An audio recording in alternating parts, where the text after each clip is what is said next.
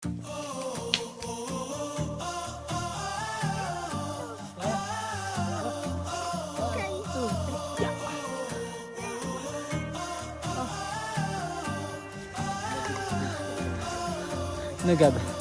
masaya buhay mo dyan? Ha? Alright, last hirit bago magtapos ang taong 2025. Nasa Pampanga tayo ngayon. Nandito kami sa Mount Arayat. Isa ito sa mga pinakakilalang bundok sa Central Luzon at may taas na 1,026 meters above sea level. Kahit dormant volcano na siya, ramdam mo pa rin yung misteryo ng lugar at syempre yung ganda niya. Kaya di siya nakakapagtaka kung bakit paborito siya ng mga hikers at ibang adventure seekers. Matagal-tagal na din namin pinag-usapan ni Levet dati na bumalik sa pamumundok kasi nga sa pamumundok kami nagkakilala ni Levet. Kasi simula nung nagkaanak kami ay medyo nahirapan na sa pagsingit ng mga outdoor activities kaya sinama na rin namin si Gavin. Dahil umuwi kami ng Pampanga, inisip namin na akyatin ito kasama mga pamangkin ni Levet. Tamang-tama din si JM at Kenneth Satur na kasama namin sa UP Mountaineers ay nasa Pampanga din para magbakasyon kaya sama-sama kaming umakyat. Walang training, walang diagnostic runs. Kala ko walk in the park ang trail lang dito pero medyo technical din pala. Tapos sinabayan pa ng kasama naming excited daw mag-climb pero natulog lang pala most of the time na nasa hike kami.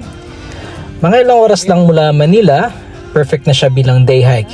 May konting hirap pero sobrang sulit. Tahimik, presko ang hangin lalo na sa season ngayon kasi December. At talagang mapahipahinto ka para lang tumingin sa paligid. Nasa loob din siya ng Mount Arayat National Park kaya puro puno, gubat at nature trip talaga makikita mo. Sa Mount Arayat may dalawang main trails. Kung beginner ka or chill hike lang ang trip mo, dito ka sa Magalang Trail. Ito yung masikat at mas madali at dadalhin ka niya sa North Peak at pwede ka rin dumaan ng White Rock.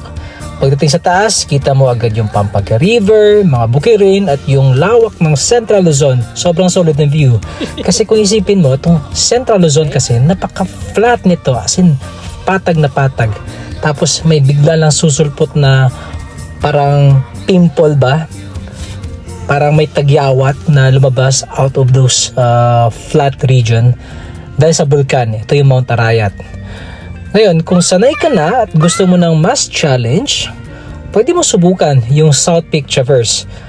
Ito yung magagaling sa Arayat mismo. Di ko alam anong barangay ba yun? Barangay ata sa Magalang. Barangay Arayat, Magalang, Pampanga. Mas matarik, mas technical, at mas matagal. Madalas whole day yung hike na gagawin nyo dun. Pero kung adventure ang hanap mo, dito ka talaga mapapangiti.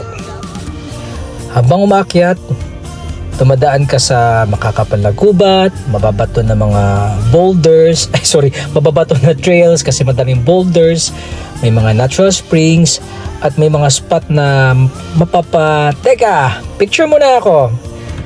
Then, pagdating sa summit, perfect siya para sa photos. Pahinga, simpleng pag-enjoy sa tanawin. Mabato ito dahil mostly composed of volcanic rocks ito mga boulders dito. Tapos nagtaka nga din ako noong una kasi itong Mount Arayat ay malapit to sa Pinatubo. Alam mo naman natin na halos lahat ng lugar na nakapaligid sa Mount Pinatubo ay mabuhangin.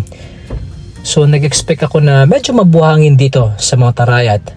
Pero hindi rin, halos walang buhangin. Siguro dahil medyo matarik yung bundok, tapos kapag umulan ay nadadala lang yung buhangin pababa. Kaya nawawala yung buhangin. So para kang wala sa Pampanga kasi madalas sa Pampanga kasi mabuhangin yung lugar. Dito sa Mount Arayat, para ka na sa Makiling na mas technical ang trail. At syempre, hindi kompleto ang Mount Arayat kung walang kwento. Ayon sa alamat, dito raw nakatira si Apong Sinukuan, isang Diyos sa paniniwala ng Kapampangan culture. Kaya para sa marami, special at may respeto talaga ang bundok na ito. Actually, sacred yung bundok na ito. May ibang term dito, banal na bundok ang tawag nila sa Mount Arayat. So tip lang, pinaka-okay na umakyat dito tuwing dry season from November to May. Especially kapag malamig ang panahon, Ano bang mga month na malamig? Ito yung from December, January, February, March. Okay yun kasi hindi basa, hindi maulan, at the same time malamig yung simoy ng hangin. And mas safe ang trail at mas malinaw ang view. Mas maganda rin kung maagang akyat para iwas init. Tsaka mas enjoy ang hike. Kung trip mo yung hike na may challenge, may ganda at may kwento, Mount Arayat talaga yung isa sa mga pinaka-solid na choice. In fact, itong si Gavin, Gavin is 4-year-old toddler.